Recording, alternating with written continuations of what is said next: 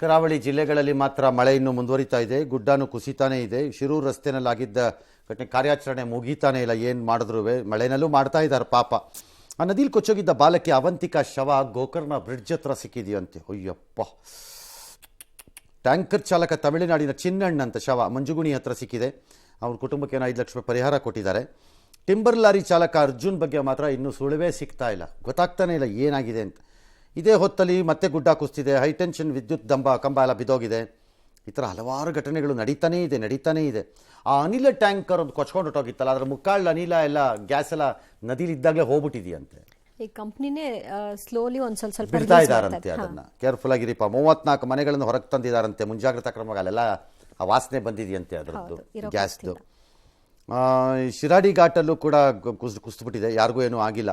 ಬೃಹತ್ ಬಂಡೆ ಒಂದು ಅಂಬೋಲಿ ಬೆಳಗಾವಿ ಹತ್ರ ಬಂಡೆ ಒಂದು ಹೆದ್ದಾರಿಗೆ ಒಂದು ಉರುಳ್ಬಿಟ್ಟಿದೆ. ವಾಹನ ಸಂಚಾರ ಎಲ್ಲ ಅಸ್ತವ್ಯಸ್ತ ಆಗಿದೆ. ಓಹೋ, ಅದೇನು ಸಣ್ಣ ಸೈಜ್ ಏನು ಅಲ್ಲಪ್ಪ, ಅದು ದೊಡ್ಡದೇನೆ. ಓ ವಾವ್. ಕರಾವಳಿ ಮತ್ತು ಮಲೆನಾಡು ಭಾಗದಲ್ಲಿ ಕುಂಭದ್ರೋಣ ಮಳೆಯಾಗ್ತಾ ಇದ್ದು ನದಿಗಳೆಲ್ಲ ಅಪಾಯದ ಮಟ್ಟ ಮೀರಿ ಹರಿತಾ ಇವೆ. ನೇತ್ರಾವತಿ ನದಿ ಉಕ್ಕೇರಿದ್ದು ಬಂಟ್ವಾಳದ ಆಲಡ್ಕದಲ್ಲಿ 15ಕ್ಕೂ ಹೆಚ್ಚು ಮನೆಗಳು ಜಲಾವೃತವಾಗಿದೆ. ಧರ್ಮಸ್ಥಳದ ಸ್ನಾನಘಟ್ಟ ಮುಳುಗಡೆಯಾಗಿದೆ. ಇಚ್ಲಂಪಾಡಿಯಲ್ಲಿ ರಸ್ತೆ ಮುಳುಗಡೆಯಾಗಿದೆ. ಹಲವು ಕಡೆಗಳಲ್ಲಿ ಮನೆ ಕುಸಿದಿದೆ, ಗುಡ್ಡ ಕುಸಿದಿದೆ. ಭಾಗಮಂಡಲದಲ್ಲಿ ಕಾವೇರಿ ಆರ್ಭಟ ಜೋರಾಗಿದ್ದು ಭಗಂಡೇಶ್ವರ ಸನ್ನಿಧಿಗೂ ಕೂಡ ನೀರು ಬಂದಿದೆ. ಭೇತ್ರೆ ಬಳಿ ಕಾವೇರಿ ನದಿ ನೀರಿನ ಮಟ್ಟ ಗಣನೀಯವಾಗಿ ಏರಿಕೆಯಾಗ್ತಾ ಇದೆ. ಸೇತುವೆ ಮುಳುಗಲು ಕೆಲವೇ ಅಡಿ ಬಾಕಿ ಇದೆ. ದುಬಾರಿಯಲ್ಲಿ ಪ್ರವಾಹ ಸನ್ನಿವೇಶ ಇದೆ. ಅತ್ತ ಕಳಸಾ ಬಳಿಯ ಹೆಬ್ಬಾಳೆ ಸೇತುವೆ ಮೇಲೆ 3-4 ಅಡಿ ನೀರು ಹರಿತಾ ಇದ್ದು ಎಮ್ಮೆಯೊಂದು ಕೊಚ್ಚಿ ಹೋಗಿದೆ. ಹಾಸನದಲ್ಲೂ ಮನೆ ಕುಸಿದು ಗರ್ಭಿಣಿ ಕಾಲು ಮುರ್ಕೊಂಡಿದ್ದಾರೆ. ಶಿಕಾರಿಪುರದ ಅಂಬಲಿಗೋಳ ಜಲಾಶಯ ಭರ್ತಿಯಾಗಿದ್ದು ಜನರು ಮೀನು ಹಿಡಿಯೋಕೆ ಮುಗಿಬಿದ್ದಿದ್ದಾರೆ. ತುಂಗಾ ನದಿ ಅಪಾಯದ ಮಟ್ಟ ಮೀರಿ ಹರಿತಾ ಇದೆ.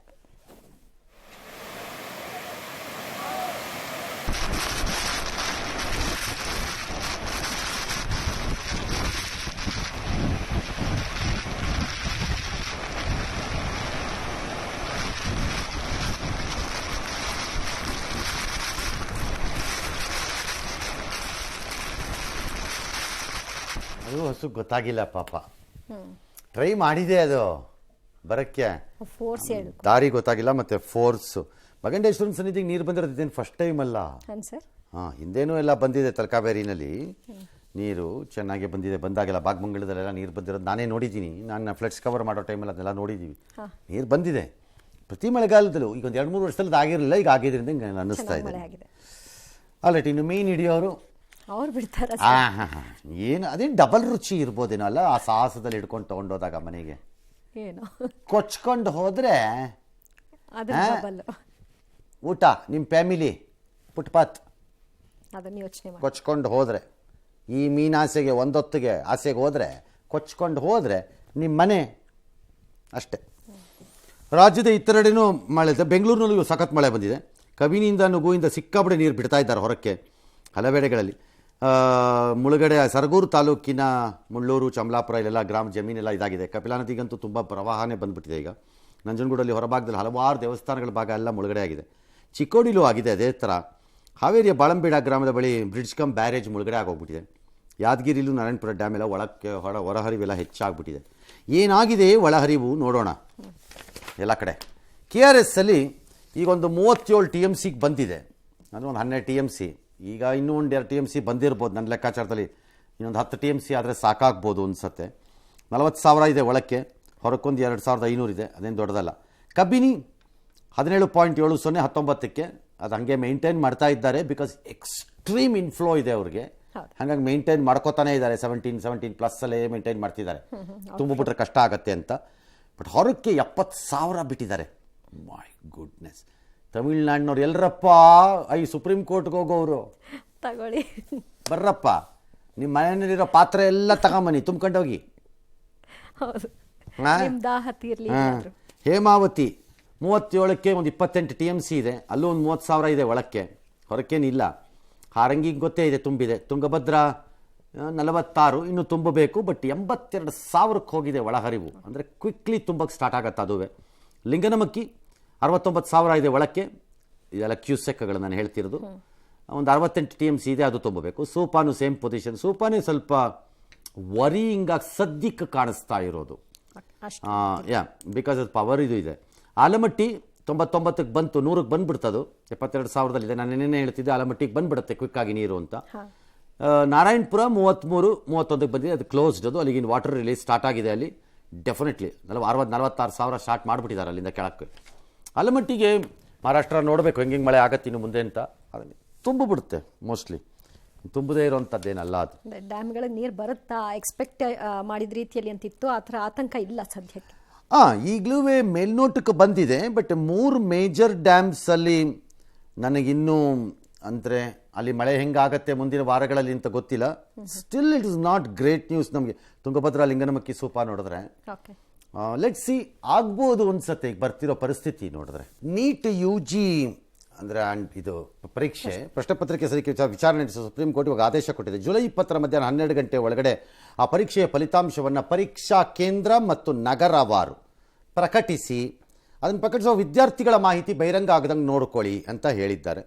ಒಂದು ವೇಳೆ ಇಡೀ ಎಕ್ಸಾಮ್ ಪಾವಿತ್ರ್ಯತೆಯೇ ಹಾಳಾಗೋಗಿದೆ ಅಂದರೆ ಮರುಪರೀಕ್ಷೆಗೆ ಹೇಳೋಣ, ಇಲ್ಲದಿದ್ರೆ ಹೇಳಲ್ಲ ಅಂತ ಹೇಳಿದ್ದಾರೆ. ನೋಡೋಣ ಏನಾಗುತ್ತೆ ಅಂತ, ವಿಚಾರಣೆ ಆದ್ಮೇಲೆ ಗೊತ್ತಾಗುತ್ತೆ. ರೇಣುಕಾಸ್ವಾಮಿ ಕೊಲೆ ಪ್ರಕರಣದಲ್ಲಿ ನಟ ದರ್ಶನ್ ಅಂಡ್ ಗ್ಯಾಂಗ್ಗೆ ಮತ್ತೆ 14 ದಿನ ನ್ಯಾಯಾಂಗ ಬಂಧನ ವಿಸ್ತರಣೆಯಾಗಿದೆ. ನ್ಯಾಯಾಂಗ ಬಂಧನ ವಿಸ್ತರಣೆ ಕೋರಿ ಪೊಲೀಸರು ಸಲ್ಲಿಸಿದ ರಿಮಾಂಡ್ ಕಾಪಿಯಲ್ಲಿ ಮತ್ತಷ್ಟು ಮಾಹಿತಿ ಬಹಿರಂಗವಾಗಿದೆ. A2 ಆರೋಪಿ ದರ್ಶನ್ಗೆ 83 ಲಕ್ಷ ಹಣ ನೀಡಿದ್ದ ಸ್ನೇಹಿತರಾದ ಮೋಹನ್ ರಾಜ್ ಮತ್ತು ಮಿಲನ ಪ್ರಕಾಶ್ ವಿಚಾರಣೆ ನಡೆಸಿದ್ದೀವಿ. ಹೆಬ್ಬಗೋಡಿ ಠಾಣಾ ವ್ಯಾಪ್ತಿಯಲ್ಲಿ ಬೈಕ್ ಕಳ್ಳತನ ಆಗಿತ್ತು, ಅದನ್ನು ಆರೋಪಿ ದೀಪಕ್ ಬಳಸಿದ್ದ. ಅವನು ಯಾಕೆ ಅದನ್ನು ಬಳಸಿದ್ದ ಅನ್ನೋದು ಗೊತ್ತಾಗಬೇಕಾಗಿದೆ ಅಂತ ಪೊಲೀಸರು ತಿಳಿಸಿದ್ದಾರೆ. ಇನ್ನು ನಟ ದರ್ಶನ್ಗೆ ಯಾವುದೇ ಆರೋಗ್ಯ ಸಮಸ್ಯೆ ಇಲ್ಲ, ಮನೆ ಊಟ ಬೇಡ, ಮನೆ ಊಟದಿಂದ ನಾಳೆ ಹೆಚ್ಚು ಕಮ್ಮಿ ಆದ್ರೆ ಅದರ ಹೊಣೆ ಯಾರು ಅಂತ ಹೇಳಿ ಇದನ್ನ ಪುರಸ್ಕರಿಸಬೇಡಿ ಅಂತ ಹೇಳಿದ್ದಾರೆ. ನಾಳೆ ಅರ್ಜಿ ವಿಚಾರಣೆ ನಡೆಯುತ್ತೆ ಹೈಕೋರ್ಟ್ ಅಲ್ಲಿ. ನೀವು ಮೊದಲೆಲ್ಲ ಹೇಳಿದ್ದು ಲೋಯರ್ ಕೋರ್ಟ್, ಎರಡು ಬೇರೆ ಬೇರೆ. ಹೈಕೋರ್ಟ್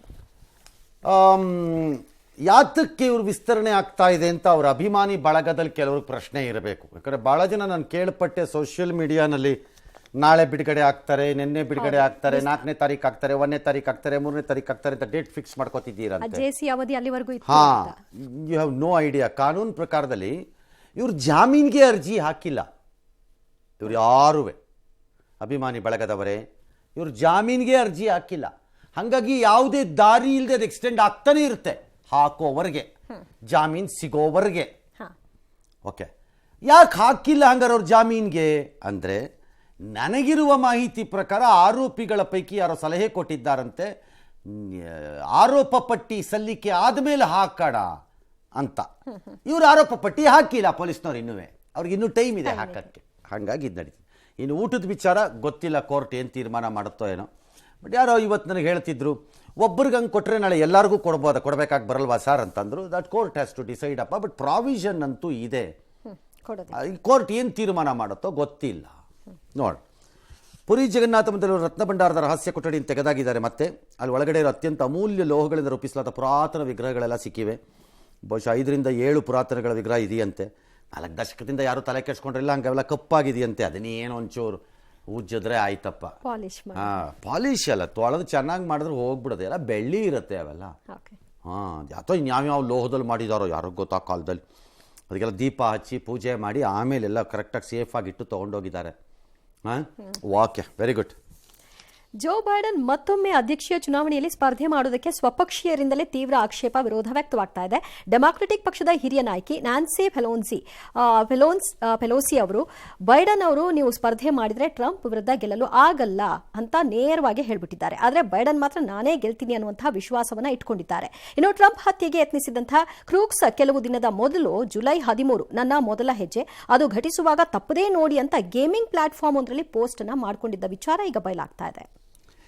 ಆಲ್ರೈಟ್, ಅಮೆರಿಕದ ಚುನಾವಣೆಯಲ್ಲಿ ಒಂದು ವಿಚಿತ್ರವಾಗಿ ಕಾಣಿಸ್ತಾ ಇರೋದು, ಯಾವ ಟ್ರಂಪ್ ಬೇಡ ಅಂತೆಲ್ಲ ವಾದ ಮಾಡ್ತಿದ್ರು ಅವರ ಪರವಾಗಿ ಎಲ್ಲರೂ ಅವರ RNC ರಿಪಬ್ಲಿಕ್ ನ್ಯಾಷನಲ್ ಕನ್ವೆನ್ಷನ್ ಏನು ನಡೀತಾ ಇದೆ ಮಿಲ್ವಾಕಿನಲ್ಲಿ, ಅಲ್ಲಿ ಅವ್ರು ಸಪೋರ್ಟ್ ಮಾಡ್ತಿದ್ದಾರೆ. People like Marco Rubio, people like ನಮ್ಮ ಇಂಡಿಯನ್ ಆರಿಜಿನ್ ಲೇಡಿ ನಿಂತ ಮೊನ್ನೆ ಇದ್ರಲ್ಲ ಅವರು ಎಲ್ಲ ದೇ ಆರ್ ಸಪೋರ್ಟಿಂಗ್ ಟ್ರಂಪ್. ಒಂದು ಕಡೆ ಕಮಲಾ ಹ್ಯಾರಿಸ್ ಅಲ್ಲ, Kamala Harris vice president nominee ಅಲ್ಲಿ.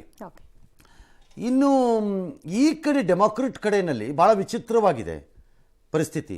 ನೀ ಬೇಡ, ಈಗಲೂ ಅಭ್ಯರ್ಥಿ ಚೇಂಜ್ ಮಾಡಬೇಕು ಅನ್ನೋ ಹಂತದಲ್ಲೇ ಇದ್ದಾರೆ, including Nancy Pelosi. Long term Washington lady madam, she nose lot of things, ತುಂಬ ಸಪೋರ್ಟ್ ಇದೆ ಪಾರ್ಟಿ ಒಳಗಡೆನಲ್ಲಿ. ಹಾಗಾಗಿ ಅವರು ಹೇಳ್ತಿದ್ದಾರೆ. ಅದೇನು ಗೋಜಲು ಅರ್ಥ ಆಗ್ತಿಲ್ಲ ಈ ಡೆಮಾಕ್ರೆಟ್ಸ್ನಲ್ಲಿ. ನಮಗೆ.